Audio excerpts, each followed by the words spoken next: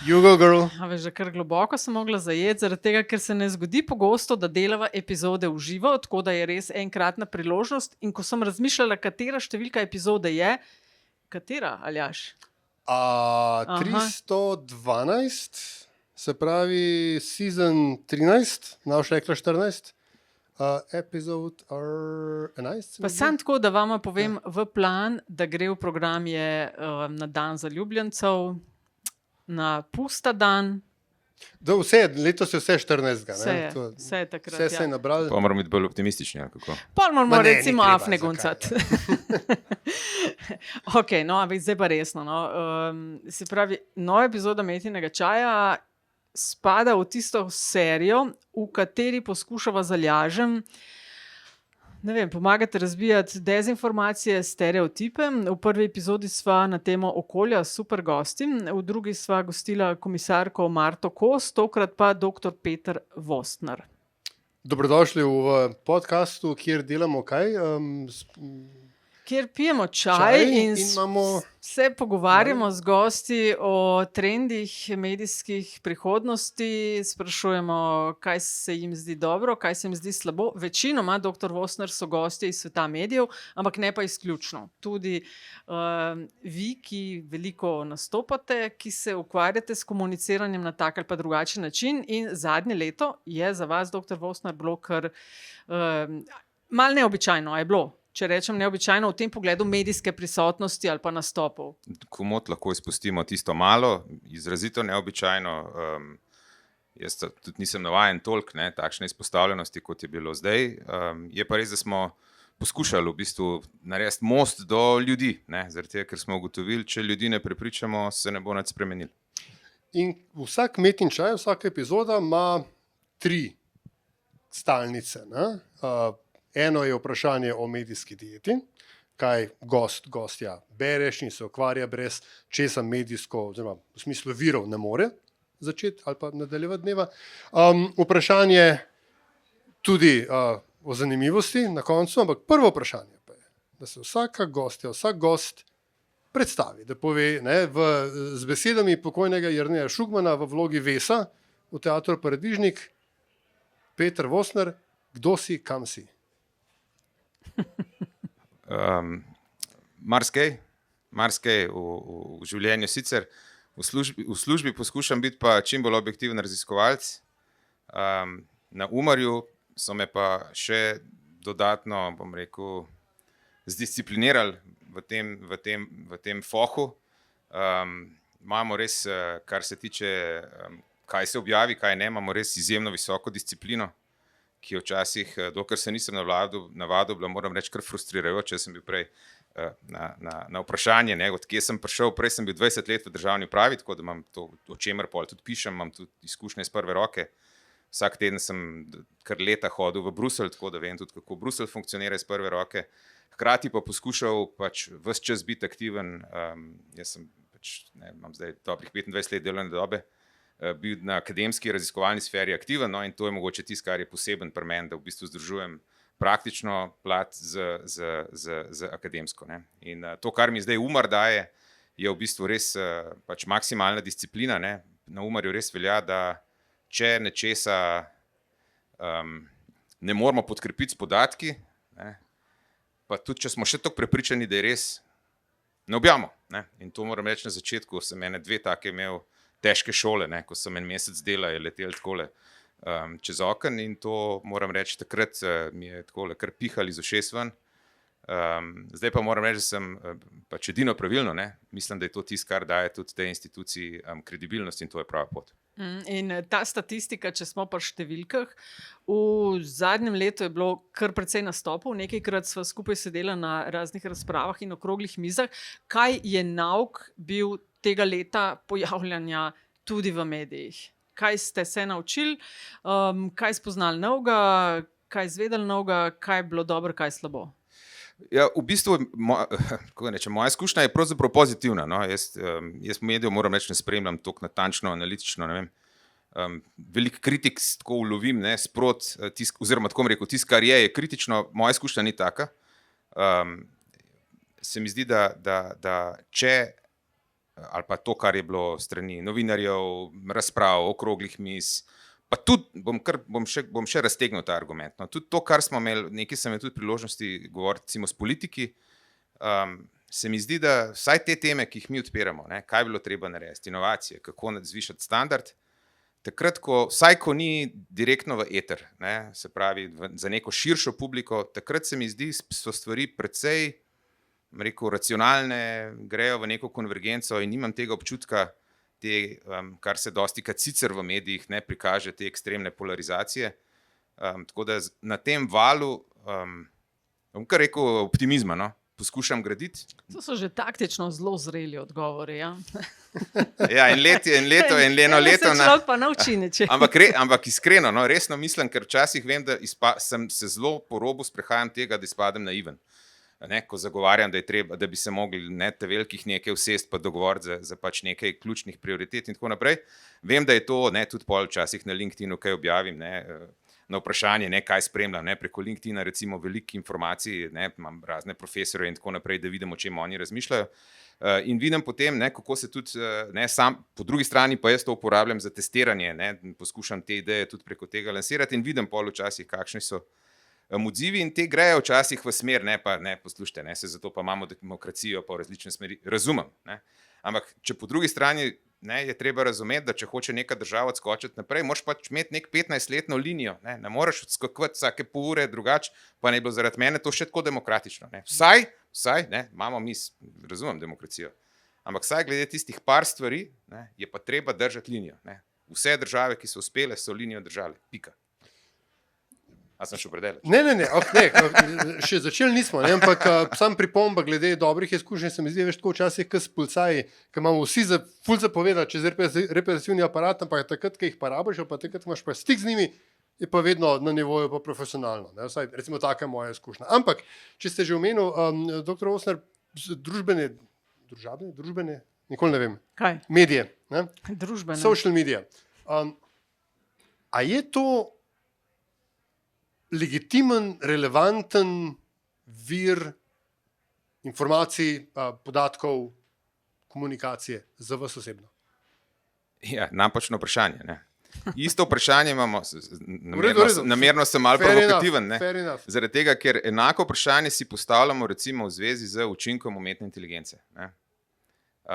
In to je, ravno danes sem ene par mailov na to temo, recimo v izobraževalnem sistemu. Ne. To je napačno vprašanje, zaradi tega, ker ravno tako, kot se lahko pač tiskane medije, ravno tako, kot se skoraj katerokoli tehnologijo se lahko uporablja ali tako, ali drugače. Ne. In zdaj, ko recimo jaz pač sem omenil LinkedIn, če jaz imam objavo profesorja svetovnega ranga, ki reče to in vspodaj da link na paper, potem je to absolutno kredibilen vir. Ne. Zakaj je ta LinkedIn meni pomemben? Zaradi tega, ker dostikrat te profesorji objavijo, prednji je sploh objavljeno v pač tem časopisu, ne, pač akademskem, ne. Ali pa včasih razmišljajo, kakšne stvari objavijo še to, kar imajo v delu, ali pa objavijo kakšno delovno različico. In v tem smislu pač vidiš, o čem razmišljajo, in v tem smislu je absolutno kredibilen vir. Ne. Na drugi strani pa seveda je pa velik del teh objav, zdaj seveda tudi odvisen, v kakšnem mehurčku človek živi, ne.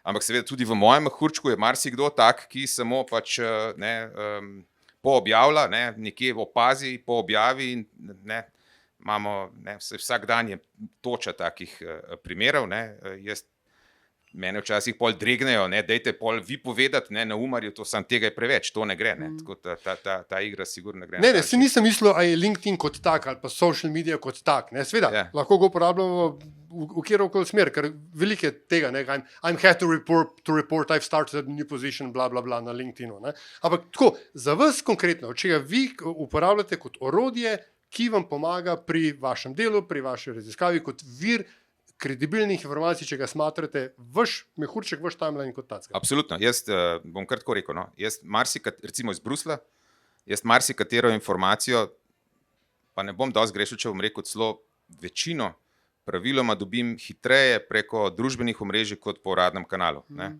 Pri čemer je tista, mislim, če danes tudi za pač bruseljski parket ne spremljaš, ne veš, kdo so pač ljudi, ki jih moraš spremljati, pač pomeni, da nisi igralec. Ne? Tako daleč je ta stvar. Ampak jaz to moram reči, gledam kot pozitivno. To za vse tiste, ki recimo, jaz sem včasih, kot rečeno, hodil na tedenski bazi v Bruslju, zdaj sploh ne. Ampak to mi precej, zdaj vseeno lahko vsaj približen.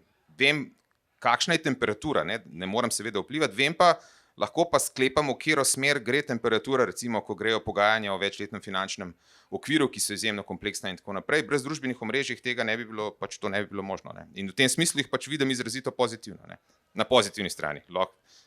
O negativni pa verjamem, da ste že veliko rekli. Mislim, gotovo so tudi kakšni primeri slabe prakse, ampak cilj te epizode je ravno ta, da poskušava z Aljažem prijeti tega bika za roge, ki so serije raznih dezinformacij, stereotipov, tudi laži, ki se valijo konec koncev tudi po medijih v zvezi z položajem Slovenije v kontekstu EU. Zdaj jaz vem, da vam ob stereotipih v enem intervjuju sem ujela, pade živc po tleh, tako da se bova zelo trudila, da bi vam čim večkrat padel v naslednjih minutah. Ja. Zdaj pa preden zagrava in greva po tem seznamu, o katerem smo se pogovarjali, pa razblind te laži. A vas kot analitika bolj zmoti, če vidite nekoga, da manipulira z informacijami, ali da ne vem, da konec koncev, da ne razume, zakaj gre? Kaj vas bolj zmoti? Mislim, da nekdo teh namerno... drugih, ki ne razumejo, imam občutek, je zelo malo. Jaz imam če bi rekel, če govoriva zdaj o politiki, jaz imam občutek, da jim je večini kar zelo dobro jasno, kdaj manipulirajo, in to me seveda zelo živcira. Drugače bom rekel, morda to, da oni poskušajo manipulirati, to verjetno moramo sprejeti, to delajo politiki posod. Kar boli je, da se pustimo tolikrat peljati žene čez vodo, tisti, ki smo ciljani. To me pa malo bolj boli, to pa v tej dobi v bistvu ne bi bilo več toliko potrebno in tukaj poskušam ali pa poskušamo s temi svojimi aktivnostmi vsaj teh nekih osnovnih gabaritov, da bi ljudje dobili občutek, kaj je realno, tudi malo za številke, če pa to ne, pa vsaj za razmerja. Da če nekdo reče, da bo znižal davke, pa zvišal penzije, pač nekaj ne bo šlo. Take, preproste stvari, kjer se včasih, ampak se mi zdi, da bi morda prišli vsaj toliko daleč, da bi morda ljudje potem tudi na, rečemo, volilnih srečanjih, morda kdo kakšno, tudi če je tisti believer, tisti, ki verjame, da bi morda postavil vprašanje, kako pa bomo tole naredili. Jaz sem enkrat za hec, leta nazaj, sem šel za hec probat enkrat in ne deluje, se zmedejo, ker nikoli ne dobijo takega vprašanja, ker na drugi strani so ljudje, ki verjamejo. In v tem smislu to seveda, če to dopustiš, pelje to v seveda polarizacijo. In tukaj seveda, tudi upam danes, pridamo kamenček k temu, da bomo, ne zato, da bomo koga prepričali, da je iz ene strani, da je šel na drugo, ampak da bomo morda postavili pravo vprašanje. Če bomo to prispevali k temu, zmaga. Dej, Aljaž, pa lahko v bistvu začnemo s tem, da najprej dekonstruiramo, da priznamo, da problem obstaja, in da ga začnemo dekonstruirati. Mogoče začnemo s tem, kaj je največji mit o Sloveniji, sama prevara, ki jo Slovenci imamo, ki nas ovira pri tem, da bi se začeli ukvarjati, da bi se začeli postavljati pravo vprašanje, kot pravite. Ta je pa huda. Da sta težki mi opravimo na začetku, da ne čakamo do konca. To ni najbolj sicer najbolj fair, ampak dobro. Front loading. Ja, front loading. No, jaz tako bom rekel, če pogledamo, jaz včasih tako, stopam nazaj, pa pogledaš podatke, kaj se dogaja s Slovenijo, recimo od leta 1991. In v bistvu vidiš, da tam do tiste krize 2008-2009 smo v bistvu imeli zelo visoko dinamiko, verjeli smo, šlo je. Po tistem ne samo podatki o tem, da smo šli potem ekonomsko zelo dol, naša konkurenca pa zelo malo dol in naprej, se pravi, mi smo ta naslednjo desetletje potem res pač zapadli v neko, smo se mogli regroup, bi bilo se pravi ponovno sestaviti. z vidika javnofinančne konsolidacije, z vidika podjetja so se mogla razdolžiti, ne. In to se je pač poznalo, ne, ker smo takrat en velik, pomemben del investicij, ki bi se sicer zgodile, so nam zaradi tega izpadle in s tem smo izgubili moment. Ampak na vprašanje nazaj, takrat se mi zdi, da smo izgubili več kot to, kar se odraža, kar je neposredna posledica nižjih investicij. Malo imam občutek včasih, da smo izgubili vero vase, da smo izgubili občutek, da smo dobri, da se znamo obrniti, da znamo stvari narediti, da znamo inovacijsko sodelovati. Tudi si priznati, da stvari, kjer smo šibki, ne, recimo v prodaji, ne, tradicionalno nismo morda tako dobri, ampak stvari se v določenih segmentih. Hočem reči, v Jugoslaviji smo bili najboljši, ne, in to smo nosili s sabo, ne, tudi neko samozavest, ko smo šli na zahod. In zdaj se mi zdi, morda, malo improviziram, odkrito rečeno, ampak na vprašanje bi mogoče kar rekel, ne, ta samozavest, pa morda odločnost, ne, tudi do neke mere drznost, je nekaj, kar se mi zdi, da se včasih, pa tudi rekel malo modrosti, no, še to. Če gledam za nazaj, recimo tudi strukturo investicij, ki je Slovenija bila, mi smo bili včasih, jaz ne vem, če smo se zavedali takrat, mi smo bili, ko pogledaš, ne, mi to imenujemo pametne investicije, ki spodbujajo prehod v inovacijsko podprto rast, ne, se pravi raziskave, razvoj v IKT, v tudi stroje in opremo, ne. Slovenija je bila do leta 2008 v vodilni skupini držav v Evropi, vodilni, ne. Si rečeš, ne, se ni čudno, da nam je šlo dobro. In zdaj smo padli dol, ne. In ni čudno, da ne gre slabše, ne. In ta, hočem reči, modrost razumeti to, da ne moreš pač, da moraš tudi recimo, ne, imeti neko ravnovesje med tem, koliko boš porabil danes in koliko boš investiral za to, da boš živel bolje jutri.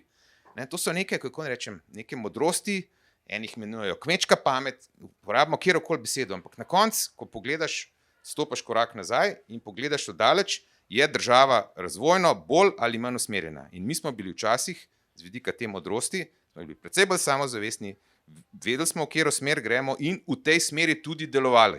Ne.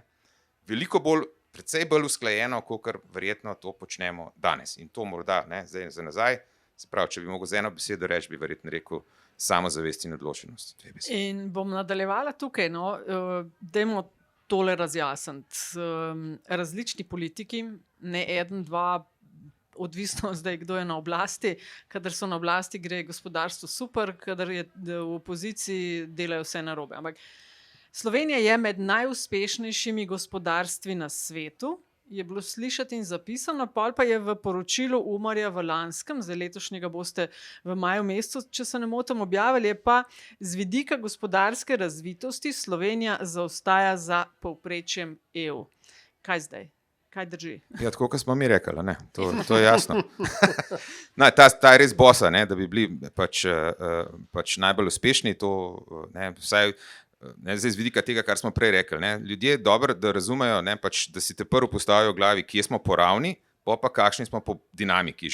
In to pri vseh kazalcih jaz izmer tako odlotevam, ne, ti si zelo dober z vidika dinamike, štartaš zelo nizk, in ta dinamika je z vidika psihologije včasih bolj pomembna kot raven, samo da se razumemo, ne. Se pravi, države so lahko bolj revne ali pa ne, tudi nekdo je bolj reven, ampak če se mu standard zvišuje, bo psihološko imel bistveno boljši občutek kot nekdo, ki je lahko po absolutu precej višji, ampak leze navzdol, ne. To samo toliko, da mogoče malo za ogrevanje na tole vprašanje, ne. Ne, Slovenija pač, tako, če pogledamo spet neko daljše obdobje, ne, mi smo tam do leta 2000, smo majčkeno izboljševali svojo pozicijo znotraj EU-ja, zdaj smo pa skozi se vrtimo tam okrog 15. mesta, če pogledaš, ne, recimo po bruto domačem proizvodu na prebivalca, se pravi po kupni moči, ne, nekih 6 skupin držav, 6 grozdov, mi smo v tem 4. grozdu in tam nekje se gibljemo, ne, skupaj s Španijo in Češko, ne, smo tam, zdaj eni ne se za milimeter prehitijo gor pa dol, ampak to je nekako, ne, 4. jakostna skupina EU-ja, ne, pri čemer ta raven ni toliko, rekel, ključna stvar, kot je dinamika. Se pravi, mi bi mogli pospešiti v vidu demografskih izzivov, če hočemo dobro živeti, ne, kar nam je vsem cilj, potem moramo pač več ustvariti. In tukaj je srž cele zgodbe. Da bi se pa hvalili s tem, da smo najbolj razviti, bo pa še nekaj vode preteklo. Ne, skratka, 4. jakostna znotraj EU-ja. Znotraj EU-ja smo 4. jakostna skupina, kar se tiče višine razvitosti. Ne? Kar se tiče dinamike, je pa naša rast še vedno nad povprečjem Evropske unije, tudi po rasti produktivnosti, ne, ki jo zdaj zadnje čase smo nekako vzeli, da je to, ne, da zdaj tako delamo vsi, se pravi, s tem, da nas bo več delali, ne bomo mogli biti na boljšem, ne, se pravi, bomo mogli več ustvariti. Tudi po tej rasti smo nad povprečjem, tako da to zdaj, da ne bomo nas zdaj odnesli v drug ekstrem, ne, zdaj bo, ne, druga plat, ne, kot da je samo, ali smo krasni, ali smo pa obupni, ni res. Ne. Se pravi, zdaj smo tam, gre za rast produktivnosti, z Višegrajci, tam, nad Evropsko unijo, ne, sam to je z vidika tega, kar bi mogli dosegati, glede na to, koliko ljudi, koliko nas vsako leto dela manj, premalo. Ne, in to je pač ključ. Za družboslovca v meni, ko rečete rast produktivnosti, govorimo kaj o tako navadnih stvarih, kot je BDP ali kaj drugega? To je BDP. Okay. To je BDP. To je BDP, se pravi, z vidika podjetja, ne, to, ko ustvariš, odšteješ materialne stroške in to je tisto, kar ti ostane, se pravi, kar ti ostane za dobičke, za davke in za plače. Ne. In to povezavo se mi zdi včasih, to sem poskušal s to retoriko, pa nisem prodrl, ne, ampak razumeti, da rast produktivnosti to ne pomeni zato, da bo nekdo tam zdaj nek lastnik pa ne, se pravi, imel visoke dividende, mimo pa naprej reveži. Se pravi, 5 let nazaj smo na Umarju naredili analizo podjetij, ki najhitreje rastejo po produktivnosti v Sloveniji. Njihove plače rastejo še enkrat hitreje od vseh ostalih plač in ta podjetja, to ne gre na račun zmanjševanja zaposlenosti, pač pa tudi ta podjetja povečuje zaposlenost. Beri, ne, če hočemo dobro živeti, tudi na ravni posameznega podjetja, mi rabimo uspešna podjetja, ki visoko povečujejo produktivnost, ker bomo imeli zaradi tega višje plače, več davkov bomo pobrali in bomo pač vsi na boljšem. Plus, ne, investirali, ne, to je pa zdaj tista tretja stvar, ne pozabimo to, da nismo mi zadnja generacija, ki živi, ne, mi imamo svoje otroke, naši otroci bodo imeli tudi otroke in za njih je treba pač ustvariti pogoje, ne, in kar pomeni, da moramo mi od del tega, kar je naša akumulacija, ta trenutek ali pa to, kar se zadolžimo, moramo investirati za to, da bomo jutri bolje živeli. Ne samo to, da si danes gradimo pač višji standard. Ne? To tudi nam ne gre čisto najboljše. Ker nas na nek način pripelje, ne, do poročila o razvoju, ki je zdaj ta letna edicija, katerega sourednik ste, kar je tudi nek kazus beli, da smo tukaj. Čudovito, strašljivo, optimistično in hkrati pesimistično branje, ne, odvisno, kakšne volje se človek zbudi in kaj ga zanima točno. Ne. Ampak, koliko zelo ga pa tisti, ki bi ga morali, jemljejo resno? Govorim o vsakokratnem naboru politikov, odločevalcev, osnovalcev politik, svetovalcev 3 na ministrstvih in tako dalje. A se lahko malo pošalim? Absolutno. Skoraj ne bi mogel biti bolj zadovoljen. Mislim, res se ne hecam. In to moram reči, da kar se tega uptake tiče, je pa res super. Ko gre za, da se pogleda, da se o tem predebatira in tudi pride do tega, da ne, razmisleka, kaj bi iz tega sledilo. Kaj bi iz tega sledilo. Ne? In to govorim tako na strani podjetij, kot na strani države. Na Instagramu bi zdaj pisali stitch incoming. Ja, ja. Kar pogrešam, ne, je pol v bistvu trenutek, ko bi potegnili črto in rekli, ok, ne, zdaj pa na ravni ministrskega zbora, ti do naslednjih 6 mesecih to, v 12 mesecih to, na ravni podjetij pa tudi, ne, rekel, ker na ravni podjetij se pa, recimo, da dam primer, ne, mi smo recimo začeli zelo izpostavljati to digitalizacijo, ne, da tukaj gremo prepočas, ne, sanjamo, ne, vse, ampak prepočas. In tukaj se recimo zdaj kaže, da v podatkih počas, ne, da so podjetja se začela zbujati, ne, se je začel počas, da se pri investicijah se je začel povečevati končno, ne, v strukturi, po obsegu, ne, hvala Bogu. Ampak hudiče v tem, ne, da moraš pol te stvari, zdaj pa, se pravi, eno je, da ugotoviš, da je treba nekaj spremeniti. Drugo je pa potem nivo ambicioznosti tega, ne, koliko globoko v to jabolko zagrizeš. Ne. Tukaj je pa tisto, kar pa zahteva, zdaj, če sem na strani podjetij, ne, tukaj pa rabiš nek širši moment. Zaradi podpore lastnikov, zaradi, ne, kako rečem, da to kupijo zaposleni. Država mora imeti določene mehanizme, ker je pol veliko lažje take stvari bolj ambiciozno štartati, da se en del teh bremen pač odnese. Država ima tukaj vlogo pri tem, da pomaga pri, kako te storitve sploh uvajati, ne?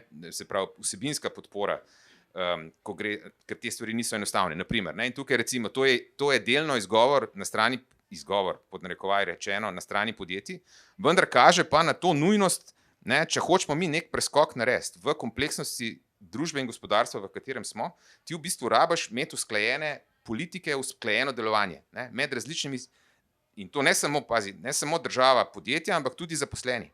Ne. Jaz se z veliko podjetij, direktorji pogovarjam, kjer doskrat, ne, me tudi prosijo, pa polis predstavitev naredim, zato ker zaposleni lažje verjamejo, če nekdo nevtralen, ne, reče, dragi moji, mi moramo iti v preusposabljanje, ker če namo robotov noter pripeljali, nam bomo bolj tanko piskali. Ne.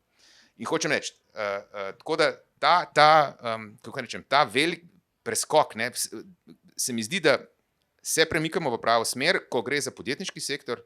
Mislim, da se zavedanje med splošnim prebivalstvom je, upam, to še ne morem čisto podkrepiti, malo si domišljam, ne, ali pa srčno upam res, da do tega počasi prihaja.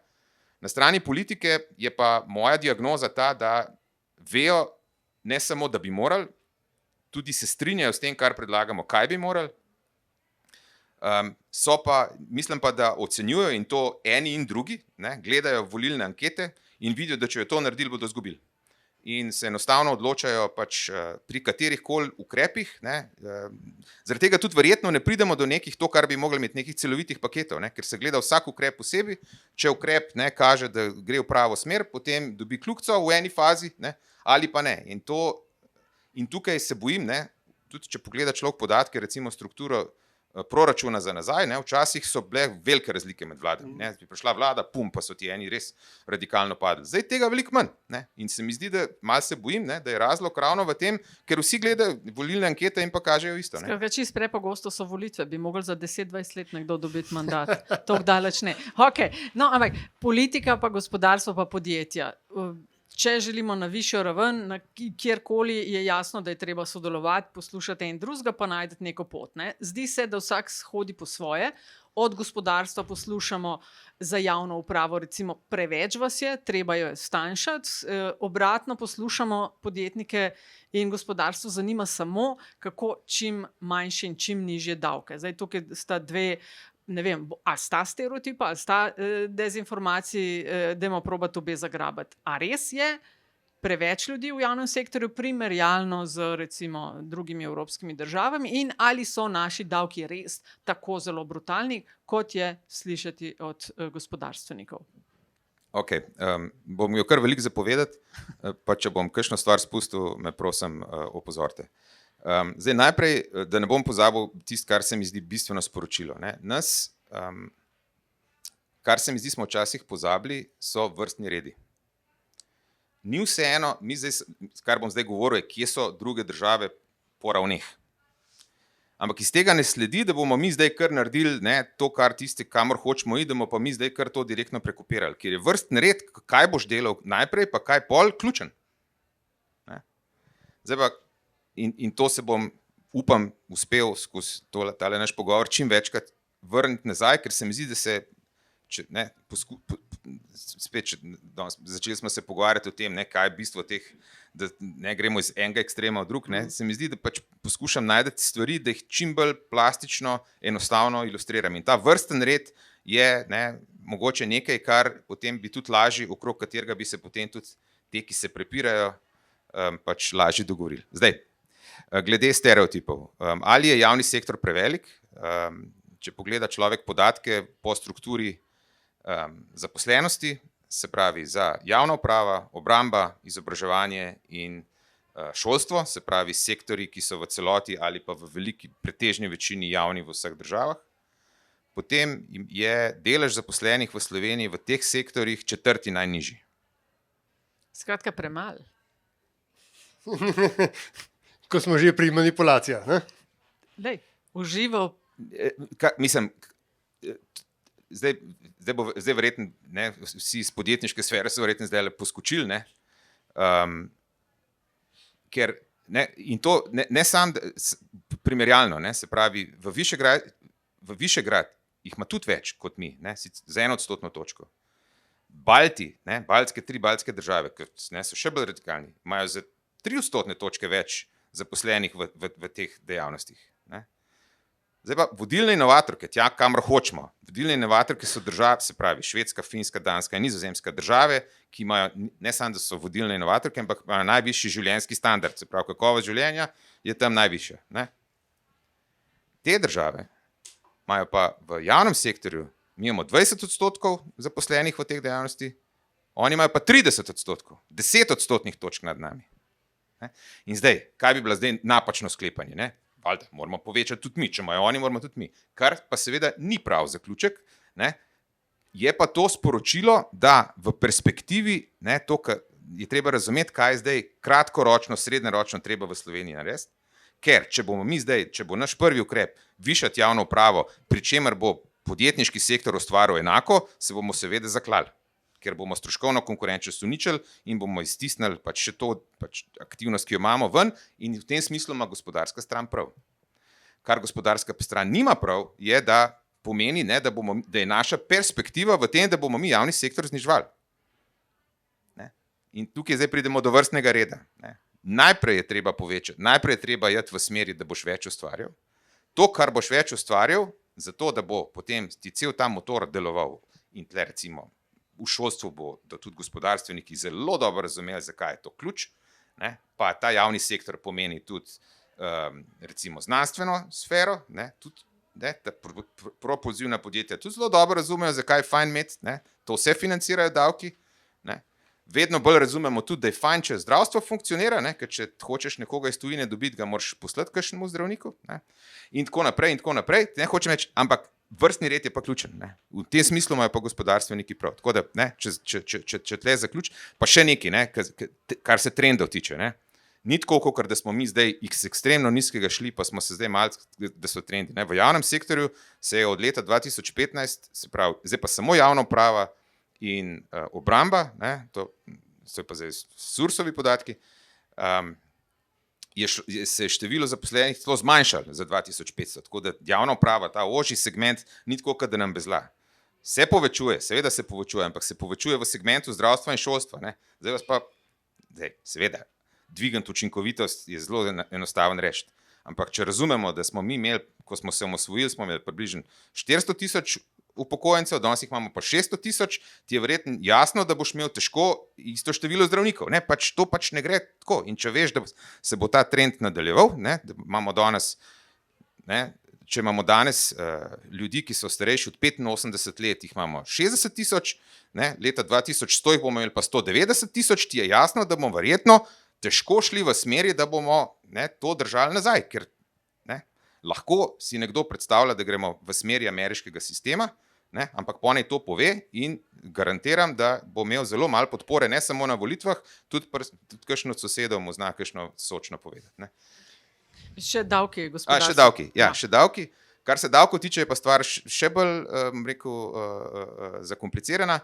Če poskušam čim bolj poenostaviti, dve ključne informacije sta naslednji. Prva, skupni obseg davkov. Se pravi, davkov in prispevkov, ki jih v Sloveniji poberemo, je nižji od povprečja Evropske unije. Se pravi, ni problem skupen obseg slovenskih davkov v vidu vseh teh demografije, pa v vidu tega, v katero smer želimo v srednji in dolgi rok, to, kar sem prej govoril. Ne? Če mi hočemo imeti res kakovost življenja, da bo naše ceste varne, čiste in tako naprej, tudi te malo bolj resne, tudi podjetniške analize, ki gledajo na srednji rok, marsikera odkrito reče davki, tisti, ki razlaga, da jo šli davki dol, ta zgodba, vsaj na makroravni, ne pije vode. Za Slovenijo, za države kot je Slovenija, nekatere primerljive države igrajo na to karto, da, ne, in pol poslušamo o Bosni, ne, mislim, lepo vas prosim, ne. Jaz razumem, da je to problem, ne, in je treba, in se strinjam s tem, da ga Slovenija tukaj mora bistveno bolj paziti, ker kapital je pač mobilen, ne, in ti, če imaš če imaš ti faktor, ki je mobilen, moraš pač seveda upoštevati, da ti stvar, če boš ti preveliko razliko naredil, se ti bo začelo odlivati, neminovno. Ne? In v tem segmentu pa delamo napake, ne? Ker ko gre za davke na delo, za višje plače imamo pa zelo visoke obremenitve, ne? In v tem segmentu to pa je nekaj, to pa bi morala biti ena izmed teh točk, ki jih zagovarjam, da bi se morala politika dogovoriti, ker to je pa kratkoročen, tako velik izziv, da je pa treba nekaj nemudoma narediti. Problem je, kjer imam jaz potem problem, je samo v tem, ko se reče, ne, da bodo nekateri pač rečejo, da bodo pač enostavno davke znižali, ne povejo pa, katere izdatke bodo zmanjšali, ali pa rečejo, ne, to me pa še bolj poživcira, ne, rečejo, bomo s prihranki to not prinesli, ne. Kar super, ne, ampak jih boste prvo hranili, ne, ker če bomo šli na to logiko, da bomo prvo prihranke ustvarjali, pa bomo pol nižali, to že časovno ne bo šlo, ne, poleg tega, da moram reči, da ne kupam, pač enostavno ne verjamem tem argumentom, v vidu teh trendov, da javna uprava je praktično ravna, ne, veča se nam pa v izobraževanju in zdravstvu in bi ga jaz rad videl enaka, ki bo, ne, pri tem, da smo že v stavki 2 leti plus, ne, kako bo zdaj rekel, da bomo šli pa, hočem reči, ne. Tako da, kar se davkov tiče, ja, treba ga reformirati, razlika tisto, kar pravimo na Umarju, je, da je treba prilagoditi strukturo davkov, se pravi, da ni problem v obsegu davkov, pač pa je problem v strukturi, ne, in tukaj se pa strinjam s tistimi, ki opozarjamo, premalo pozorni na to, da smo izjemno majčkena država in da tako podjetja kot ali pa določene funkcije podjetij, ne, kar je pa predvsem povezano s posamezniki, zaposlenimi, ne, ker je ta obdavčitev njihova oziroma prispevki tako visoka, ne, nam začenjajo uhajati ven. To ni v redu, če hočemo biti visoko produktivna ekonomija, moramo imeti pač visoko produktivne ljudi, visoko produktivni ljudje so visoko plačani, seveda, ne, vsi si želimo biti, ne, želimo iti v to smer in tukaj je treba pač to pipco ali pa ta primež je treba pač mečken odpreti, ne, in kar je razlika, na Umarju pač pravimo, da bo treba to, kar bomo odprli, bo treba prinesti nekje druge not, to pa pomeni bodi si v enem delu pač davki na premoženje ali še verjetneje, ne, ker tega bo premalo, ne, ali pa prepozno ali pa boh ve kaj, ne, kar je v bistvu realno, je pač povečati davek na potrošnjo. To je pa hrvaški model, ne, ki je tako opevan, ne, ampak to pa pomeni, da vsi pač bodo več plačali, ne, tega pa noben noče povedati.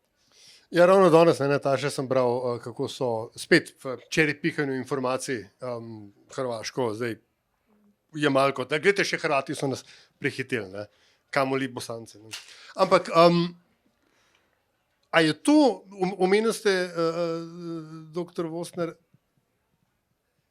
davke na premoženje. To je pač ena od stvari, ki se v bistvu že od krize 2008 ponavlja. Ne. Treba je razbremeniti obdavčitev dela, treba je povišati premoženje, potem vsakeč, ko pridemo do tega, se najdejo neki Gen X-erji, pa neki boomerji, pa rečejo, sem te davke že plačal, tako dalje. Vedno znova pridemo do tega, da more breme razvoja nositi nekdo drug. In popravite me, če sem motim, ampak zdi se mi, da je bila ravno teh izgubljenih 10 do 15 let, ne, ki jih imamo v Sloveniji, da nosi večinoma nosijo milenici, deloma tudi pozni Gen X-erji, da se to izkazuje z Čakaj, kaj si rekel? Da breme večinoma nosijo milenici, ker si ti milenici, jaz pa X. Ne, jaz sem X-lenijal, tako da prosim. Ja. Mislim, X večinoma nosi, ja. Pač. Ampak ne, poanta je v tem, da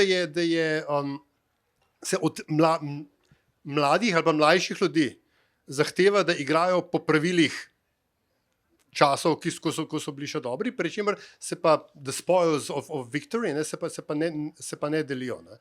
Da nimajo toliko perspektive in da je v končni fazi še tisto, kar bi se dalo iz tega potegniti, ne, potem se izgubi v teh političnih preigravanjih, tipa ne bomo zdaj razjezili našega elektorata, pa to skratka, da posledično nihče nima teh prebojnih jajc, ne, z lepo slovenščino. Da zdaj postavim vprašanje. A je šolstvo in delamo tudi zdravstvo? Ne, ste rekli, da tam tukaj stvari rastejo v smislu zaposlovanja. A je to dovolj? Mislim, a rastejo dovolj hitro? Mislim, za zdravstvo mislim, da vemo, kakšno stanje je pa šolstvo, ker tudi tu si marsikdo, tudi ki dela v šolstvu, si želi hitrejši sprememb, ampak potem, ko pa se spremembe začnejo dogajati, pa nihče ni zadovoljen.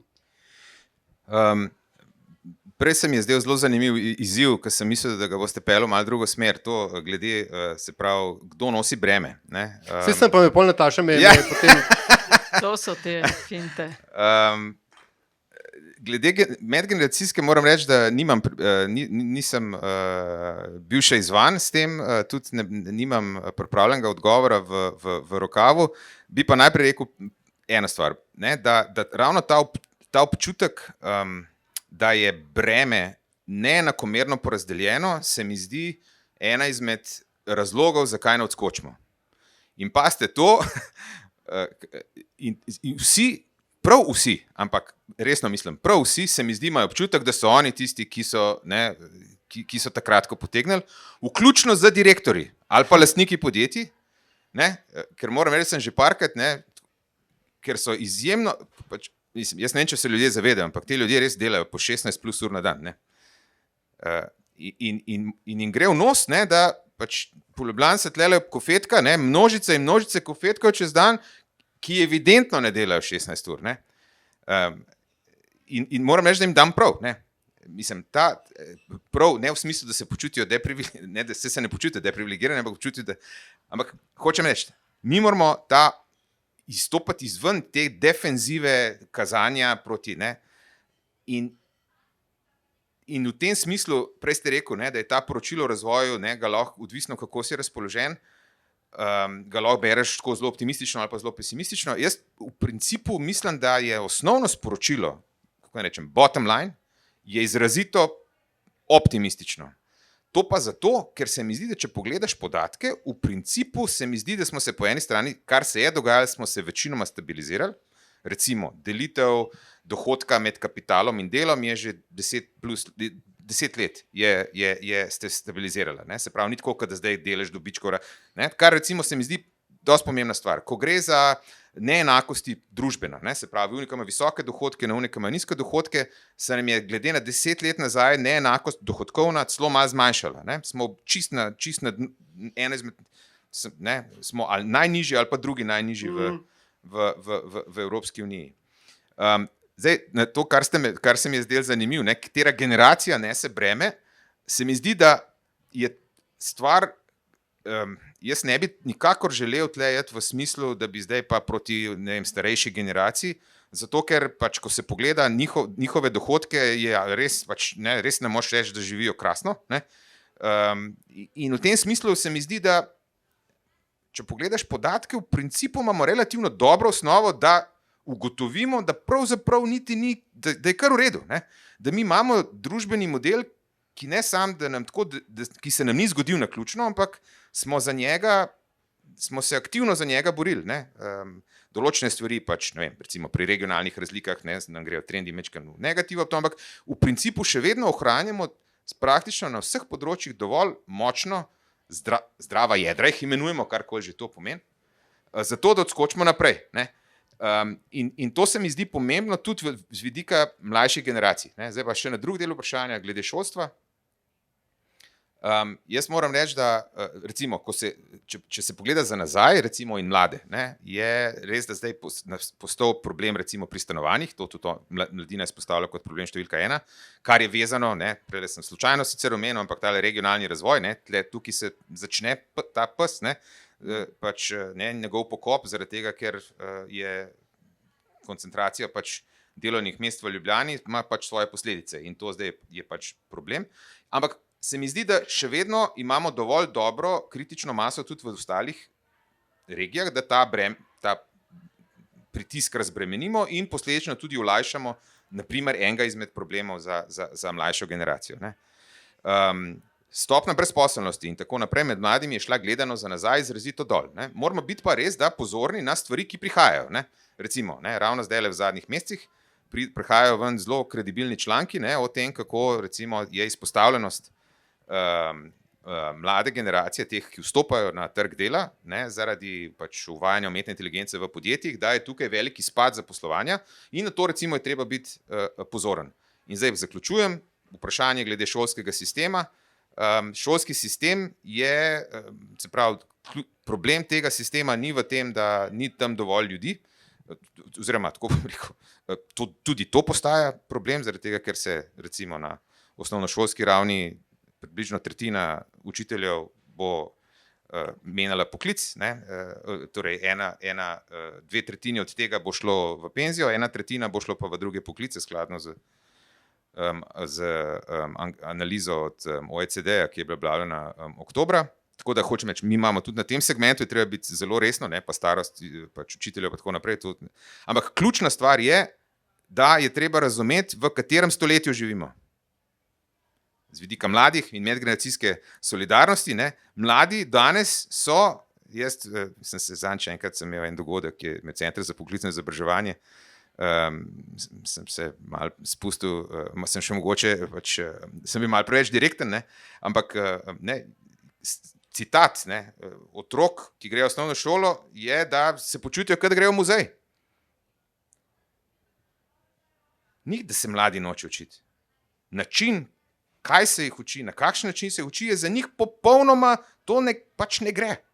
In to ni slabo za, to ni, da ne, zdaj pa za naš uporabo besed, ne sam, da je nefer do učencev, ne sam, da je to žebu v krsto naše prihodnosti, ne, z vidika polka gledamo podatke o ustvarjalnosti in tako naprej, to je pač katastrofalni recept za učitelje.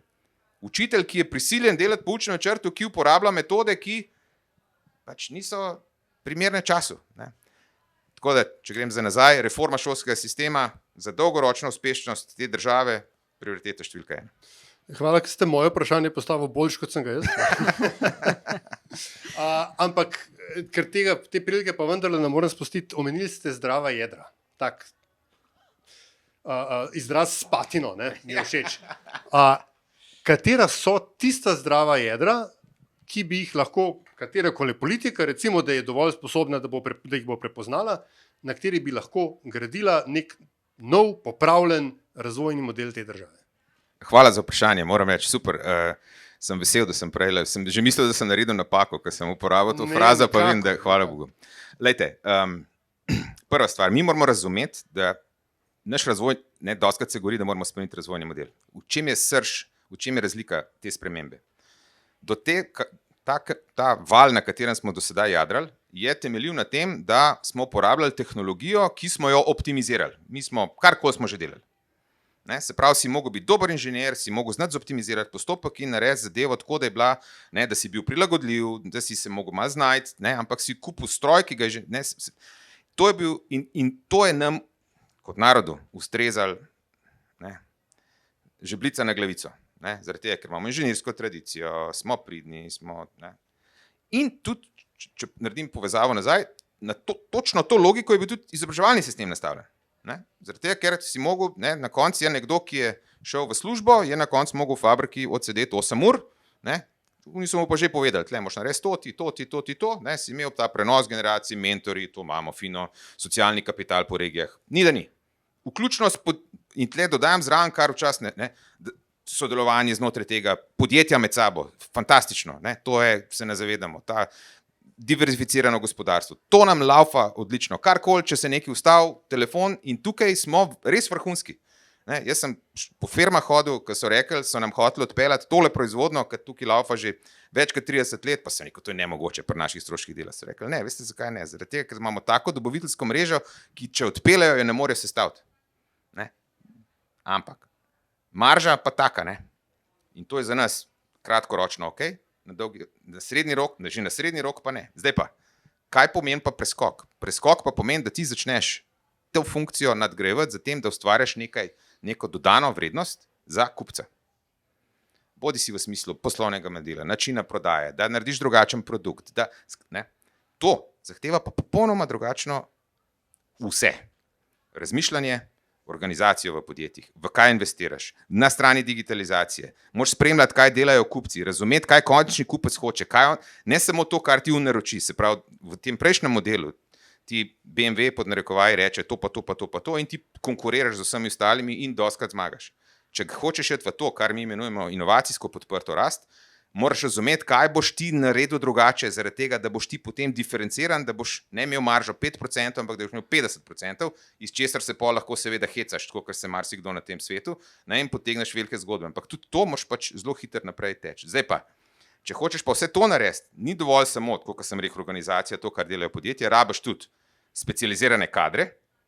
Prej ne rabiš specializiranih kadrov, rabiš generalne, rabiš strojnike in tako naprej, in rabiš pač strojen faks, rabiš strojno srednjo šolo in tako naprej. Če hočeš pa se to inovacijsko podprto, se moraš pa na to nadgradnjo narediti. Rabiš specializirano raziskovalno opremo, rabiš specializirane merilne, skratka, cel kup zgodb, ki ne, zdaj pa, če smo, nas je 2 milijona, to pa ne moš več zdaj na vseh frontah in linijah tekmovati, ampak se moraš odločiti in reči, dragi moji, ne, na materialih, na teh segmentih, tukaj bomo probali. Znotraj, ne vem, tudi tradicionalnih, ne, recimo tudi znotraj turizma, živilsko-predelovalne industrije, ne vem, na farmaciji recimo smo to naredili, ne, zaradi spleta okoliščin, velike firme so točno to delajo, ne. Biosimilars, ne, od Leka so recimo, ne, imamo pač svetovni razvojni center v Sloveniji in zdaj mi, ne, faksi delajo programe za to, raziskovalno opremo kupujejo oni, delno potem tudi ne, naši inštituti in tako, in je to sprega, ki avtomatsko deluje zaradi tega, ker ima Lek kritično maso in je dobil tudi kritično maso podpore,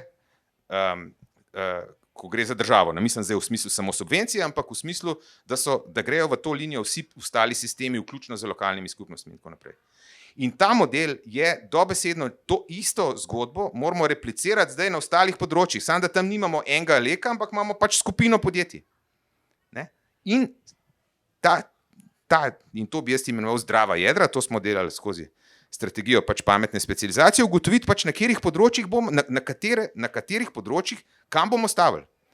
In neminovno je, da bomo zgrešili. Bistvo je, da bomo zadeli, ne, tudi. Če lahko še pod vprašanje, kdo se mora to odločiti? Ker jaz se spomnim nekega premijeja, 12 let bo tega, ne, malo manj, 10, ki je zelo vehementno rekel, da Slovenija pa zdaj center, eden od razvojnih centrov za umetno inteligenco. Tako, od zgoraj na vzdolj je prišla komanda in zdaj gremo v to. Včasih se mi zdi, da nekdo odpre Cajteng, oziroma odpre spletno stran, ne, če smo že pri orodjih 21. stoletja, pogleda, kaj so ključne besede in reče, evo, to je zdaj naša nova prioriteta. Jaz mislim, da se to tako ne dela. Ne, obstaja metodologija, ki se imenuje proces podjetniškega odkrivanja, ker v principu gre za podjetniško pač, ne, logiko. Tako odločitev na koncu bo seveda sprejela država, vendar je proces, ki ga je treba peljati partnersko z roko v roki z podjetniškim sektorjem in institucijami znanja. Ne. To je bila ena izmed mojih pač življenjskih izkušenj, ne, s tole strategijo pametne specializacije in moram reči, da je bila to izjemno pozitivna izkušnja. Mi smo takrat, recimo, dali neka izhodišča, ne, kaj na podlagi analiz si predstavljamo, v katero smer kažejo podatki, ne, da imamo razkrite primerjalne prednosti, kje največ investiramo v raziskave in razvoj, take stvari. Vendar smo potem šli v dialog v smislu, da smo, ne, dali javni poziv, pa smo potem imeli razne konzorcije, ne, se pravi podjetja, institucije znanja in to je bilo, moram reči, res izjemno iskrivo obdobje, ne samo na podlagi tega, kar se je meni zdelo, pač pa tudi na podlagi tega, kar so sama podjetja govorila. Ne. Podjetja so začela se med sabo pogovarjati, recimo en tak flagship dogodek smo imeli 2015 v Kino Šiška, tam je bilo 400 ljudi, pazite, če bi takrat bomba kaj padla, bi nam odpihnili praktično celoten celotno razvojni segment najbolj dinamičnih podjetij v Sloveniji. Vsi smo bili tam. Mislim, in to so bili piči 4-minutni, ne, na podlagi na različnih področjih in v čem je bila dodana vrednost. Dodana vrednost je, da smo mi ustvarjali okolje, kjer so se začela potem podjetja med sabo pogovarjati, o čem razmišljajo, kam investirati. Na podlagi tega sem jaz kot takrat v vlogi države začel dobivati informacije, da sem sploh razumel, kaj se dogaja in na podlagi tovrstne interakcije, podprte, na drugi strani sem imel pa seveda tudi zdaj govorim prvi osebi ednine, seveda bi mogel govoriti v pač prvi osebi množine, ne, tukaj je šlo za, v zadnji je bil pogon, ne, tako na naši, pač v moji ekipi, pa na drugih ministrstvih, ne. Mi smo preko tega potem tudi seveda sodelovali z pač ljudmi iz akademske sfere in poskušali te stvari balansirati. Malo smo gledali podatke, malo smo, ne, in pol iz tega, ko to skupaj sestaviš, potem dobiš neko, kako ne rečem, vsaj približen kredibilno sliko, ki ni navdih na podlagi članka. Ne?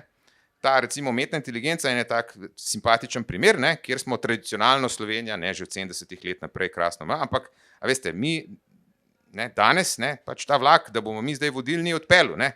Mi moramo zdaj pač pogledati, da bomo čim več tega, da bomo čim boljši pri uvajanju, ne? In eventualno kakšno stvar, kakšno mikrozgodbico, da bomo mogoče razvili, ne? Čeprav jaz tudi tam trenutno recimo jaz je ne vidim. Ne? Imamo pa recimo eno drugo zgodbico na kvantnem računalniku. Imamo podjetje v Sloveniji, ki poskuša narediti kvantni računalnik. Ne? In tudi na inštitutu že Štefan imamo ekipo, ki se s tem ukvarja. Hočem reči, ne? Zdrava jedra, to je podjetniška zgodba, ki ni stvar navdiha premierja, ne? Je pa stvar, ki rabi podporo premierja, zato da bo pol svoje ministre, ne, bo rekel, dragi moji, in to je tisto, kar bi mi mogli narediti, si prodeliti prioritete, na katere karte bomo stavili, potem pa z roko v roki s podjetji ustvarjati pod okolje, da bodo imeli realno šanso, da uspejo. Kadri, raziskovalna oprema in tako naprej. In tudi, recimo, odpiranje vrat, ne, dostop do evropskih sredstev in take stvari. To so vse potem, pa, ko imaš enkrat prioritete postavljene, pol kar nekaj postane obvious. Ne. Če jih pa nimaš, je pa vse... Ne. No, in to je tisto, kar ne, ta sprememba tega razvojnega modela bo pač zahtevala, da slej ko prej, upam, da prej, ne, pridemo do tega zavedanja, da brez tega, da pač kot 2-milijonski narod se pač na vseh frontah ne moramo boriti, ker smo, če bomo to naredili, smo avtomatsko izgubili na vseh frontah. Če bomo si naredili prioritete, opredelili prioritete, bomo na kakšni izmed njih tudi zgrešili, vendar kar je bistveno je, da bomo na nekaterih zmagali. In to je edina pot naprej. Super iztočnica za to, kar vas želim zdaj vprašati. Prej sem zastrigla ob tem, ko ste rekli, ok, Slovenci smo pridni. Pa me zanima tudi znotraj tega poročila in primerjav z drugimi državami EU. A smo Slovenci res pridni?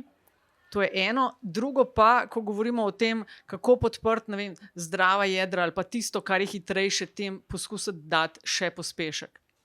Me spomni na situacije v šolstvu, o katerem ste tudi govorili, ko smo, ne vem, znamo v Sloveniji dati prednost, da ni to malo izven našega karakterja, tistim, ki so dobri, ker se mi zdi v šolah je bilo pač tisti, ki so bili zelo dobri, ne vem, v matematiki, v slovenščini, v čemerkoli se jih je malo pustil, pa veliko več pozornosti dajali tistim, ki niso bili zraven, da bi nekako priključek našli. Zdaj pa, če jaz vas poslušam, vi pa govorite ravno nasprotno. Ne se toliko ukvarjati, seveda tudi, ampak dajmo več tja, ker bo za vse boljš. To so pa zdaj 3 vprašanja. Ja, sej, vem. Aljaš je toliko požrešen, da moram pol tlačati vse v eno. Sorry. Najprej glede pridnosti. Kar se tiče pridnosti, bom tako začel s tem na pozitivni strani. Se pravi, delo v Sloveniji skladno z anketo je vrednota. Ne? Recimo... To ja, ampak kaj pomeni priden biti, mi pa delamo 10-12 ur, ali je priden biti, ne vem, v 8 urah narediti to, kar nekdo v 12. Če sklepam po podatkih, smo, koliko delamo, ne, koliko povprečen zaposleni v Sloveniji dela, ne, delamo manj kot višegrajske države, pa več kot vodilne inovatorke. To bi mi nekako, ne, na tale izziv bi človek rekel, da smo verjetno tam kar ok, ne. Ne, ampak smo bližji vodilnim inovatorkam. Zdaj, ne, sam paste, zdaj podjetja bi tle zelo zastrigla z ušesi, ne, ker bi rekla, ne, glede na to, da produktivnost pa ni toliko različna, ne, pomeni, da ne. Zdaj, spet, dolgoročno sporočilo za Slovenijo je, ne, če gremo v to zgodbo, ko smo prej govorili, pospeševanje produktivnosti, to ni zgodba, da bomo zdaj vsi delali kot norci. Ne. Zgodba tega je, da bomo zaradi tega lahko manj delali in vendar še dosti bolje živeli. Ne. In točno to je model Skandinavcev, ki bistveno več ustvarijo, manj delajo, imajo pa zelo visoko kakovost življenja. Ne. To si upam trditi, da ne, kdo bi prepričal volilce s tole šablono, zagotovo zmaga. Ne. Zdaj hudiče sam v tem, kar bomo zdaj le prišli, kako do tja prideti. A nam pade naravno dati tistmu, lejte, ker se mi zdi, da... To je pa druga stvar, ja. Zdaj prihajam na tako. Drugo vprašanje je bilo to, glede ali spuščamo ljudi, ki izstopajo, ali to dopuščamo. Teh anketnih podatkov verjetno obstajajo, tega nismo direktno, smo pa eksplicitno pogledali, kar se tiče podjetij, kakšna je uspešnost podjetij med primerjalno, glede na višegrajske države in glede na vodilne inovatorke, podjetja, ki so na spodnji strani distribucije produktivnosti in tista, ki ven štrlijo. In pri teh spodaj smo odlični, pri teh zgori imamo premalo. Ne? Zdaj pa, a to pomeni, tisto, kar se mi zdi, to ne pomeni zdaj, da moramo tem vzeti pa unim dati. Ne? To samo pomeni, da moramo pač biti bolj, že to, če bomo bolj pozorni, kaj te potrebujejo, bomo že zelo veliko naredili. Ker ta podjetja ironično praviloma ne rabijo subvencij. Ta podjetja rabijo hitrost. Rabijo postopke, zato da ko najdejo investitorja, da se to hitro zgodi. Rabijo postopke, zato da ni treba potem priti pa k notarju in ga peljati, ki ga na onkoli videl. Vse te stvari, ki jih zdaj poskušamo neki. Kaj smo premalo drzni? Da nam malo tega, ne vem, balkanskega manjka. Ne, ravno glih Balkan Glih sem to, hotel omeniti. Glih to. Če bi bilo to, bi bilo v redu, ker pol bi si upali skočiti v bazen, v katerega ne bi bili čisto prepričani, koliko je notri vode. Kar mi delamo, je ravno obratno. Ne? V teh tako ekstremno dinamičnih časih ti moraš malo mi zaimproviziramo, kar maksimalno improviziramo, ne, pri dizajnu recimo različnih inštrumentov, takrat, kadar je nekaj dopadljivo, ne, takrat 300 milijonov, ne, bomo že pol sprot, bomo še malo v parlamentu dodali in gre, ne, seveda, takrat, kad deliš, to gre, ne. Ko gre pa za stvari, ko gre recimo za omogočanje, da bodo ta podjetja imela čim boljše procesne pogoje, da jo hitro prišla do postopkov, takrat pa je, ampak tale člen bo pa lahko nekdo zlorabil. Ali ne, 1, 2, 3, 4, 5, 6, 7, 8, kaj vse, pod pogojem tret mora dokazati to. In pol mi, ko se enkrat pride to čez parlament, postane tak dobro nameren zakon praktično neuporaben. In zdaj pa grem nazaj, zakaj sem rekel prej Balkan. Ne? Hudič je, da mi seveda takih podjetij, ki bi zlorabili to, jih imamo kar precej. Ne?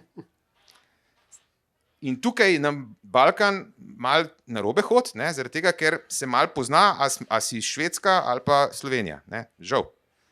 In nam, če bi v to šli, bi nekateri zlorabljali. In zaradi tega je verjetno pravo vprašanje, kaj je slabši scenarij. Ne? Ali to, da mi zdaj, mi smo seveda čistuni, krasno, po nemško vse, noben nas ne bo okrog prinesel, ampak se moramo vprašati, ali je cena te čistosti ta, da zaradi tega mi teh podjetij nimamo. In odgovor je da. Prej sem omenil analizo hitro rastočih podjetij, noter ni teh startupov, ki bi šli, jih ni noter. Zakaj ne? Ko vsi grejo. Enega. Imamo mi startupe tle uspešne, ki imajo perspektivo, ker štarta, dokler ne poleti. Ampak potem, ko dobi investicijo, ki pride v fazo, ko se začne približevati break-even pointu, nema, zaradi tega, ker je denar dobil nekje druge in nihče od tujih investitorjev pod pogoji, ki jih imamo ta trenutek, ne bo pustil, da bo tle, ker ne gre. Tudi če bi hotel, ne gre. Zato, in tukaj se mi zdi zdaj ta srž problema, da mi mislimo, da bomo imeli, da obstaja, v statistiki je to fajn, napaka 1 ali 2, tu, ker če boš imel preveč zategnjene kriterije, potem boš pač zaprl vse tiste, ki so kriminalci, ampak zraven še cel kup unih, ki so nedolžni, ali pa obratno, če boš zelo spustil standarde, boš imel sicer, ne boš imel unih, ki so nedolžni v zaporu, ampak boš imel pa cel kup na cestu unih, ki so krivi. In to je naša dilema. Mi se moramo odločiti oziroma razumeti, da brez teh podjetij, ki vlečejo naprej, enostavno ne bomo mogli odskočiti. In tukaj ta potencial, tle grem pa zdaj na to optimizem, ta potencial je pa hvala Bogu velik, ogromen, ker je pa tukaj fajn. To pa vsi te podjetniki, in to je tisto, kar je pa meni užitek, pol hoditi po teh podjetjih, zato ker tam se ne ukvarjajo z vsemi temi. Oni sam puste nas, da jaz, če dobim nekoga zaposlenega, da ga dobim hiter.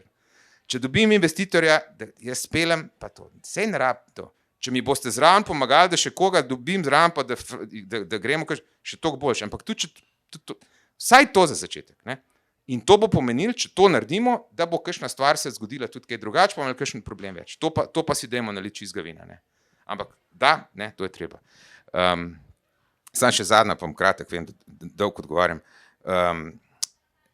jaz tukaj pa grem malo na to generacijsko zgodbo. Tam jaz moram reči, zelo močno vero v te prihajajoče mlajše generacije, ker mislim, da vse te, ki se govori o te tehnologije, pa gor pa dol, mislim, da razumejo, da imajo voljo vsa ta ustvarjalnost, sodelovanje, da jim gre zelo naravno, da razumejo, da je svet en, da morajo pač spremljati, da se morajo učiti, kaj gledajo.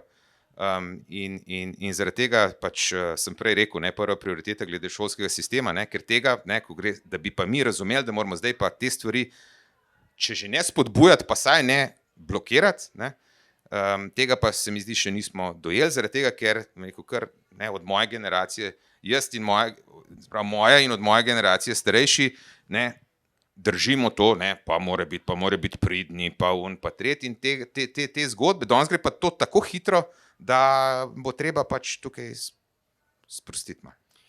4 milijone pridnih rok, ne 4 milijone hitrih nog, so včasih rekli. In mogoče je na tej točki malo zamenjamo ritem in vprašamo našo zvesto publiko, če ima kdo kakšno vprašanje.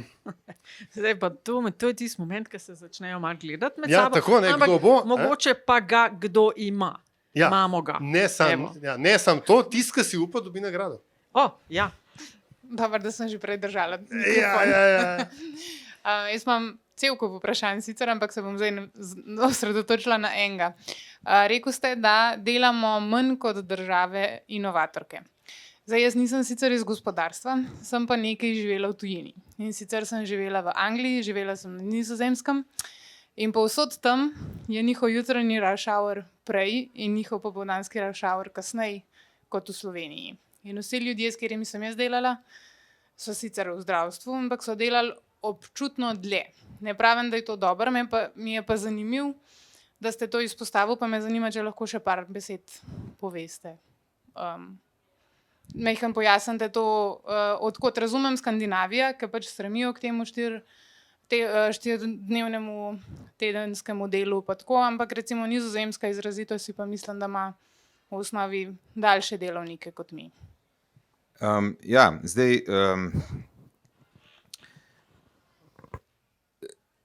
za Evropo velja, da je kar korelacija, bolj, ko si razvit, manj delaš, tako da to pa so pa določene izjeme, ne velja pa to globalno, se pravi, in tukaj včasih podjetniki tudi upravičeno opozarjajo, da je recimo v Ameriki število, se pravi, dopust, koliko se dela, da ne govorimo o Aziji, je to seveda problem in tukaj jaz tega sicer na Umarju še nikoli nismo eksplicitno rekli, ampak jaz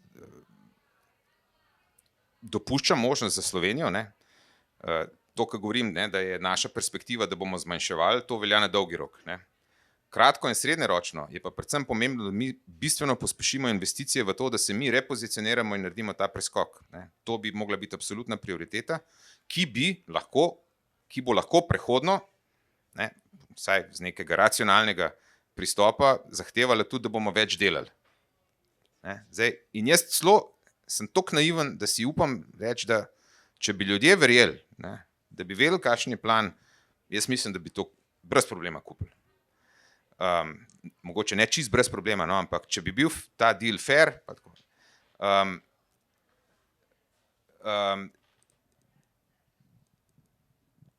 Drugače pa več, se pravi, Nizozemci pa, zdaj, tudi, kar se pol zelo, si predstavljam, da ste bila verjetno v teh bolj izobraženih segmentih, kar se tiče, tle je tudi zdaj tako, da se v bistvu stvari obračajo, v času tisti, ki so bili manj delali več, pa oni bolj, ki so delali manj, to se je zdaj tudi obrnili, višji, ki si po tej, kako rečem, teli hierarhiji, v bistvu več delaš, tako da zato tudi zdravniki, direktorji ali pa bolj, ki si v takih strukturah, bolj je, tako, jaz sem 30 let nazaj delal v fabriki v Nemčiji, v montaži in so delali točno tako, kot pri nas, ni bilo čisto nič drugače, je bila, dobro, 8:45, je bilo od 6 do 15 do 4 se je delal, ampak princip je bil identičen, ni bil problem v tem, koliko se je delalo, problem je, kaj se je delalo in jaz se pravim, trdim, da je v tem grmu zajec. Se mi pa zdi zelo pomembno, se pravi, na kratek, srednji rok mislim, da je treba reči, biti odkrit, morda bo treba tudi stisniti, ali z vidika, da bomo več delali, ali pa kakšne stvari se odpovedati. To jaz se bojim skoraj neminovno, ne, v vidu vsega, kar se dogaja. Ampak kar se mi zdi pomembno, je, da hkrati vemo, da perspektiva na dolgi rok je pa, da ne to, da bomo zdaj pa vedno bolj garali, ampak da gremo v smeri tega, da bomo šli v višjo kakovost življenja, ne samo v tem materialnem smislu, ampak v tistem, kar res šteje. Koliko imaš časa za družino, prijateljev, da greš lahko v gost. In po tem scenariju pomeni, da bo tudi ta gost čist in tako. Ne. In to, ta raison d'être, ne, zakaj se s vsemi temi temami ukvarjamo, to razumeti, se mi zdi pa ključna stvar. Doktor Vosner, več delati, pa čemu se odpovedati, v kratkem pa ne greste v politiko, ne? Ne, ampak jaz mislim, da jaz kar verjamem v ljudi, no? V tem smislu, da mogoče na tej nacionalni ravni stvari postanejo kompleksne. Jaz koliko hodim jaz sem drugače regionalni ekonomist v osnovi, tam, ko enkrat grejo stvari zares, ne, tudi na ravni podjetij, če pride management za strategijo, ki reče, dragi moji, zdaj pa tako ali tako, če bo imel to, tudi če bo treba malo stisniti, pa če bo imel to plan, da jim bodo verjeli, bodo to šli. In jaz mislim, da prihajamo, ali pa upam, no, da prihajamo v to fazo, da bomo nehali s temi, ne vem, lapanji vse povprek, ne, in da si pač reče tako, ko stvari stojijo. In če to pomeni, da je pač treba malo stisniti, pač so biti. Če pomeni, če bomo jutri na boljšem, vse unih, ki so čist brez vsega, jasno, da ne, ampak nas je unih, ki si lahko prvošmo malo stisniti, porka fiks, poglejmo, kako živimo, no, nega bi se. Teren za vprašanje je še odprt, tako da če ima naprej. Hvala. Dober večer. Ja. Veliko tem in vprašanj in odgovorov je bilo danes glede kratkoročno versus dolgoročno. Če ne, praktično vse. Kako konkretno spraviti, ne vem, ali politike, ali odločevalce, ali kogarkoli, da spremenimo, da se spremeni globalno to mišljenje. Ker pa se to je vsem jasno, če bi delali na dolgi rok, bi bilo boljše.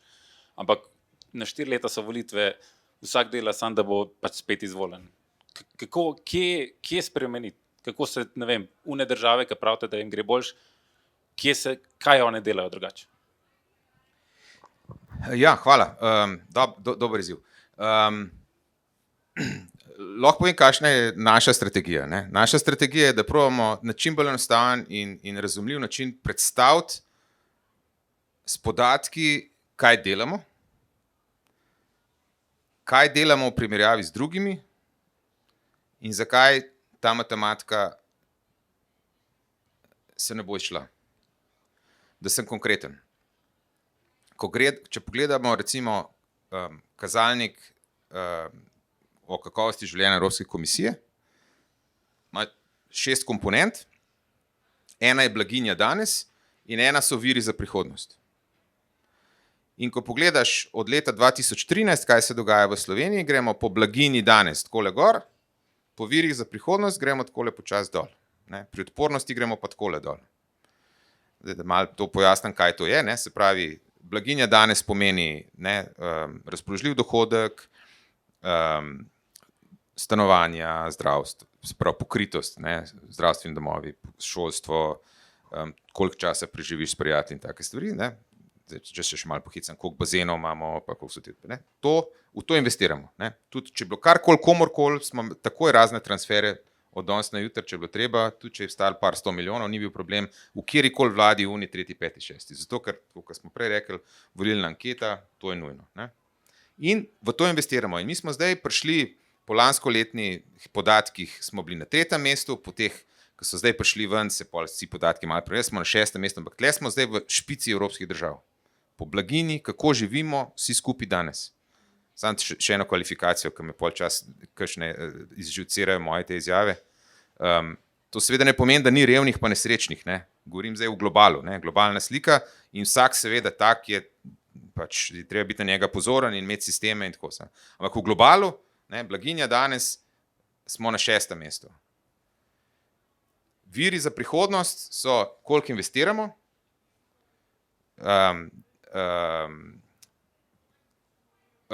tale se pravi delež visoko izobraženih, ne, tak in podobne stvari, 15. mesto. Odpornost so stvari, kot so, naprimer, po tem metodologiji govorim, ne, odpornost je sicer bistveno širša, je recimo, koliko smo veščine pri digitalizaciji, dostop do interneta, se pravi stvari, ki so pomembne za jutri, 22. mesto. Ne? In zdaj, in to recimo bomo letos pokazali z enim grafom, že lani smo pokazali z enim grafom in prva stvar, ki jo jaz, ko imam te predstavitve, je pol te dva stolpca s črno obkrožem. Ne? Ker se lepo vidi, ne, da vsa ta natolcevanja, bom kar rekel, ne, o tem, kako so nam otroci najpomembnejši in sebi naredili za njih in tako naprej, je v bistvu ena velika farsa. Ne. Mi, odločevalske generacije, ki odločajo na način, da bo predvsem tem istim generacijam super. Ali pa čim boljš glede na pač kapacitete, ki jih imamo. Za njihove otroke drugi plan. Ne. In, kako rečem, story goes, ne, upam, ne, da morda dosežemo kritično maso zavedanja, da je temu res tako in posledično rečemo, ok, zdaj pa dost. Ne. In iz kje vlečem optimizem, ne, ko pogledaš recimo podatke o recimo kakšne tehnologije uporabljajo podjetja in tako naprej, pa te premiki se da, ko se enkrat nekdo odloči, se da narediti velik skok naprej hiter. Ne. In tukaj si celo upam trditi, spet stereotipih, ne, Slovenci se ne znamo premakniti tako. Moja izkušnja, bullshit. Ko pride situacija, da v Sloveniji ugotovimo, da je situacija resna in da je treba odskočiti, smo hitrejši od Korejcev. Se pravi, nam je predober, da ne skočimo. Ali... No, jaz... Mislim, to bom tudi dal, tako bom rekel, ne? Druga plat, po eni strani bi rekel ja, po drugi strani je pa tako, da jaz ne verjamem, mislim, po drugi strani je pa tako, da bo in visok standard. Prej sem omenil, recimo, da vse ta podjetja želijo tukaj ostati, ne? Da imamo izjemno nizko stopnjo neenakosti, da imamo malo revščine, ne, in tega. To so vse stvari, ki se moramo zavedati, koliko je to neskončno vredno. In koliko to dela lažje, potem, da gremo potem ustvarjati to novo vrednost za kupce, da gremo ustvarjati ta okolja, da bodo podjetja tukaj rada, da bodo ustvarjala in tako naprej. V bistvu, ne, to je tisto, kar me včasih še najbolj frustrira, ker v resnici vse zgleda tako zelo zakomplicirano, v resnici pa se mi zdi toliko malo treba, ker imamo, to je ta pozitivno sporočilo, ne, v resnici imamo te osnovne gradnike, ne, tudi osnovne politike imamo, ali že vsaj spilotirane, imamo nastavljene. Ne. Naša birokracija, ki se po njej tako pljuva, ne, je vse to že poskusila. Ne. Ampak veste kako, če ti ves čas nekdo po te pljuva, ne, pa bo ti, mislim, hočem reči, ne, in ta premik ne zahteva prodost. Ne. In tukaj zato pač ne, si jaz, ali pa zato je pač Umar šel v to zdaj nek poskus v zadnjem letu, ne, pač ozavestiti, kje smo, v upanju, da pač naredimo odločnejši korak v pravi smeri naprej. Nataša, je možno, da je pri vseh teh agencijah, službah in tehle, da bo na koncu to državo rešil urad, ki ima v angleščini tako čudovito kratico, ne? IMAD. Mislim, vsekakor je odlično, da tisti, ki o teh stvarih največ veste, da smo prišli do točke, ko ste se videli potrebo po tem, da se je treba angažirati, razlagati in to razlagati na način, ki ga mogoče publika, ki ni specializirana za določena področja, lahko razume. Ne? S plastičnimi primeri, saj sem bil, ne vem, januarja, pa ne bom zdaj še decembra prišel, ne? Prej, ko sem rekel, no, da je, kar se tiče odzivnosti tako politike kot podjetniškega sektorja, res, mislim, iskreno mislil, res ne moram prehvaliti. Mislim, tukaj je tudi na strani politike, ki se jo pač ne, vedno pljuva, ne, pač res tukaj dam pač priznanje, in interes in razprava se spremlja tudi na ravni uradništva, in tudi na strani podjetniškega sektorja pa itak z vsemi gospodarskimi združenji odlično sodelujemo. Se pravi, množica raznih pač dogodkov, ki jih imamo, da lahko to predstavljamo, in tudi tukaj rekel, poskušamo neke skupne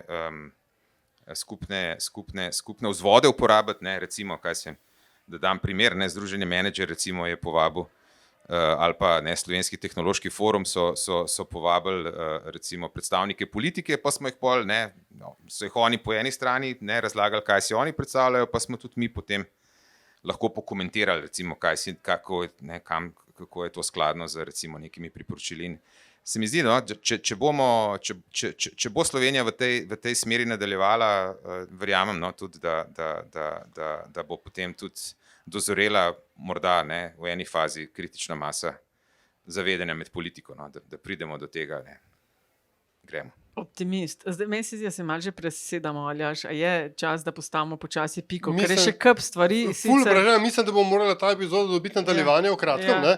Ampak vsak metin čaj zaključimo z istim vprašanjem za gostjo, ki je zanimivost. Ne? To je lahko karkoli. Kdo ta doživljaj, nekaj, za kar menite, da bi morali ljudje vedeti, pa ne vedo, z lepo slovenščino, tell us something we don't know. To je pač na začetku težko vprašanje, pa na koncu. Ja. Vmes vas pa pač pustimo, da laufate po svoje. Ja, ne, sem mislil, ja, dobro. Ja, zdaj, kviskota sem že porabil, ne, veste, uno sem prej hotel uporabiti za tale, kako na Umarju funkcioniramo, ne. Eno drugo, no, mogoče anekdoto iz evropske, no, scene. Se mi zdi, da v Sloveniji, ne, tudi se pravi, in uradništvo na splošno, in naša diplomacija, ne, se dostikrat pač predstavlja, ne, kako pač ne znamo biti, da se ne znamo postaviti zase in tako naprej. In se mi zdi, da znotraj Evropske unije, ne, je v bistvu, jaz sem šel prvič v Bruselj zares, se spomnim, septembra 2004, ne, takrat so se začela pogajanja za ta kohezijski paket in jaz sem takrat vsak četrtek z avion, takrat še avion šel, ne smo imeli avion, ne, sem šel zjutraj gor in zvečer dol, ne, vsak četrtek. No in ko sem prvič šel gor, ne, to je pač delovna, to je pač taka miza, ne, pa je pol na eni strani predsedstvo, na drugi strani komisijo, vmes pa pač države, ne, in se začneš pogovarjati, ne. No in pol prvič gledaš, ne, pa drugič, ne, in pol te tretjič je jasno, da v bistvu sam ne boš mogel nič doseči, ne, nič, ne. No in takrat sem jaz pol rekel, ne, takrat je bila, moja šefica je bila takrat Andreja Jerina, ne, starosta, takrat teh EU zadev. In sem rekel, Andreja, mi moramo pač ne, nekaj narediti, ne. In sem rekel, se moramo povezati z novimi državami članicami, da bomo se malo uskladili, pa da bomo pol iste stvari zagovarjali, ne. No in to je rezultiralo pol v tem, da smo, in to zdaj govorim zato, da bi mogoče ljudje razumeli, da pač ne, te inovacije isto delujejo znotraj javne uprave kot ne. In smo rekli, če hočemo zdaj nove države članice spraviti skupaj, kaj ćemo narediti, ne. Smo rekli, da zrihtamo večerjo, samo da ne bomo pač namesto vina bomo pivo pili, ne. In smo imeli lepo tako in stvar je odlično delovala, pazite, mi smo, zdaj pa samo da razumete, pač kako je včasih šparanje ali pa kako je pač v stvari treba investirati, ne. Od septembra, to se pravi, vse nove države članice smo se takrat prvič pojavili v Bruslju zares za tistimi mizami kot enakopravni člani. Sred septembra se začnejo pogajanja uradno o tem kohezijskem paketu. Mislim, da je bil 8. december, še zdaj se spomnim, to je Slovenija vodila takrat. Mi smo potem začeli usklajevati, bi imelo 4 takele epizode kot danes, te komedije, kako je izgledalo to usklajevanje. Mi smo uskladili se na 8 vsebinah, na 8 paperjih in potem smo mi, kljub temu, da smo mi vodili proces, smo na koncu rekli, da je Poljska, zaradi tega, ker je največja to predstavi. Ko smo to predstavili, danes mi je žal, da nimam te slike, ko je Poljska prosila na začetku besedo in ko je začela razlagati, pa je bila ministrica kasneje, pa to se že zdaj sva prijatelja, ko je začela razlagati, da smo se nove države članice uskladili na teh 8 točkah in je to, da bi vi videli ta pogled, bi vam vse povedal o tem, kaj v bistvu se da narediti, ne. Ko so Francozi in Nemci takole gledali, ko oni še doma niso prebrali, doma niso bili usklajeni, kaj šele, da bi usklajeni s komarkoli, smo mi imeli interno prebrano in usklajeno na tekstualni osnovi, da je pol ona vstala in nesla 8 podpisanih stališč tja. In vam povem, dobro, res so takrat pač ekipe, ki so šle na kohezijo, ki je bilo to za vse države prioritete, so bile pač vrhunske, ampak jaz sem tudi pol kasneje povem, to so bile take prigode, mi smo se pol hecali, ne samo, da smo se uskladili, mi smo se dogovorili, ne, pa še 3 Petri smo bili, ne, en je šel, Sem rekel, ti pet na začetku, jaz grem na sred, en pa na koncu. Zato smo ne samo po vsebini se uskladili, ampak smo tudi časovno, da smo skozi ta argument. Ne. Hočem reči, sporočilo skozi to anekdoto, ki si ga želim. Ne. Bruselj je kolektivna igra, ne. To moramo razumeti. Če hočeš kolektivno igrati, je ključno, da znaš, da veš, koga spremljati, da ljudi poznaš, da ljudje tebe poznajo, to zahteva dolgoročno igro. To pomeni, da se ne moš hecati za tem, ko se menjajo vlade, da vsak svojega prepelje, tako kot v Ameriki, oni se lahko zafrkavajo, ker so veliki, mi smo majhni in če imaš ti nekoga, ki imaš v njemu ta kapital, to kapital govorim v smislu vedenja, to je v ljudeh, to ni v procesih, to ni v digitalnih. Na koncu je človek, ki ljudi pozna in ve, kako pač v Bruslu plesati. Ne. In to je, če zdaj moram verjetno modro zaključiti, da še to rečem, se pravi, podjetja rabijo državo, država rabi podjetja, vsi skupaj, mi prebivalci rabimo oboje, ampak država je enakovredno pomemben igralec in kot takega ga moramo obravnavati, v njega investirati in se do njega tudi spoštljivo obnašati. Tudi, če bo politika včasih biksa, jaz tudi znorim. Ampak znotraj uradništva vam povem, prej, ki je bila tema, glede koliko kdo dela, vlečni konji znotraj državne uprave delajo več, kot kdorkoli v zasebnem sektorju, razen mogoče tistih, ampak vlečni konji res delajo kot norci. Tako da razumemo, da vse segmente rabimo in z vsemi skupaj pojmo naprej. Andreja z ministrstva bodo vesele. To je to. Andrej z ministrstva so to rabili. Tisti, ki vejo. Ja, doktor Peter Vostner, najlepša hvala, da ste bil gost Metinega čaja, ker ste analitik. Koliko bo medalj na olimpijskih? Ja, vsaj dve. Več bi mogo reči, premalo sem rekel, 12.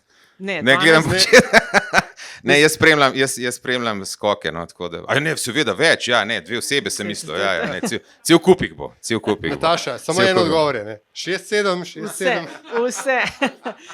Hvala lepa, pa upam, da še kdaj lahko podsukava z rokav.